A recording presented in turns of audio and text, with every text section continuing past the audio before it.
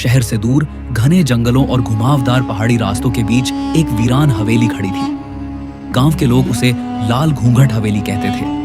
बच्चों को डराने के लिए यही कहानी सुनाई जाती। रानी दुल्हन की आत्मा अब भी अपने कमरे में भटकती है। आधी रात को उसका लाल घूंघट हवा में उड़ता है और जिसे छू ले वो कभी लौट कर नहीं आता।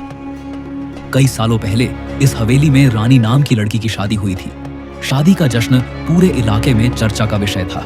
सोने की झालरों से सजी दीवारें, चमकते दीपक और महकते फूल। मगर सुहाग रात की रात रानी का दूल्हा रहस्यमय तरीके से गायब हो गया। सुबह जब दरवाजा खोला गया तो फर्श पर गाढ़े लाल खून के धब्बे थे और पलंग पर सिर्फ उसकी लाल चुन्नी। रानी कभी नहीं मिली।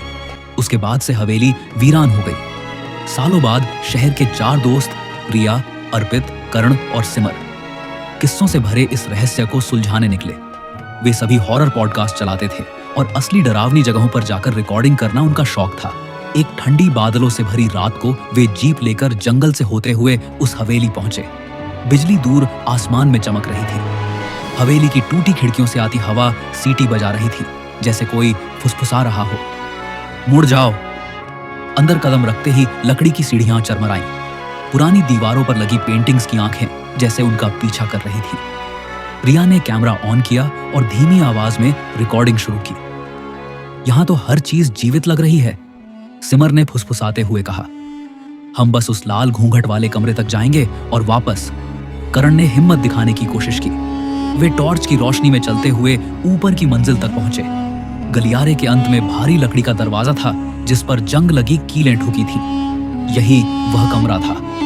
अर्पित ने कीलों को छूते ही महसूस किया कि वे नमी से गीली थी, जैसे अभी लगाई गई हो। रिया ने हाथ बढ़ाया तो कीलें अपने आप खट से गिर गई, जैसे किसी ने भीतर से धक्का दिया हो।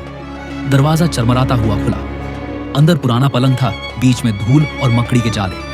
कमरे के बीचों बीच एक लाल घूंघट रखा था, बिल्कुल चमकता, जैसे नया हो। अर्पित ने टॉर्च घूंघट पर डाली तो उसकी सतह पर नमी चमक रही थी, जैसे ताजा खून की बूंदें। अचानक ठंडी हवा का तेज झोंका आया और घूंघट हवा में उठकर धीरे धीरे फर्श पर गिरा। घूंघट के नीचे कुछ भी नहीं था। तभी दीवारों से धीमी हंसी गूंजी। मेहमान आए हैं। चारों के दिल की धड़कन तेज हो गई। लाल जोड़े में लिपटी एक आकृति पर्दे के पीछे से निकल कर आई। चेहरा घूंघट से ढका हुआ था, लेकिन उसके पांवों के नीचे गहरा लाल निशान बनता जा रहा था, जैसे हर कदम पर ताजा खून टपक रहा हो। अर्पित ने कांपते हाथों से टॉर्च घूंघट की ओर घुमाई। रोशनी घूंघट के पार गई। नीचे कोई चेहरा नहीं, बस काला अंतहीन अंधेरा, और उस अंधेरे में 2 लाल अंगारे जैसे चमकते गोले। तुम कौन हो? करण ने कांपती आवाज में पूछा। आवाज गूंजी जो हवा से भी ठंडी थी। मैं वो दुल्हन हूं जिसकी शादी कभी पूरी नहीं हुई। मेरा दूल्हा मुझे छोड़कर भाग गया। अब मेरी बारात अधूरी है। तुम सब मेरी अगली बारात हो। घड़ी ने 12 बजाए। उसी पल दरवाजा धड़ाम से बंद हो गया। रिया ने हैंडल पकड़ा, मगर दरवाजा पत्थर की तरह जड़ हो चुका था। कमरे का तापमान अचानक गिर गया। सांसों से भाप निकलने लगी। लाल घूंघट हवा में लहराता हुआ चारों के बीच मंडराने लगा। एक एक कर टॉर्च की रोशनी बुझती गई। कमरे में सिर्फ लाल चमकती 2 आंखें रह गईं और एक फुसफुसाहट। अब तुम सब हमेशा यहीं रहोगे।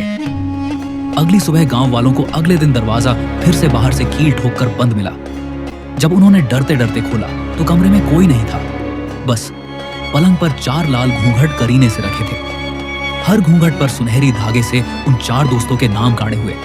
लोग कहते हैं कि आज भी जब आधी रात को हवेली के पास से गुजरो तो लाल चुन्नी हवा में उड़ती दिखती है, और कभी कभी हवा में 4 नए नाम फुसफुसाते सुनाई देते हैं। रिया, अर्पित, करण और सिमर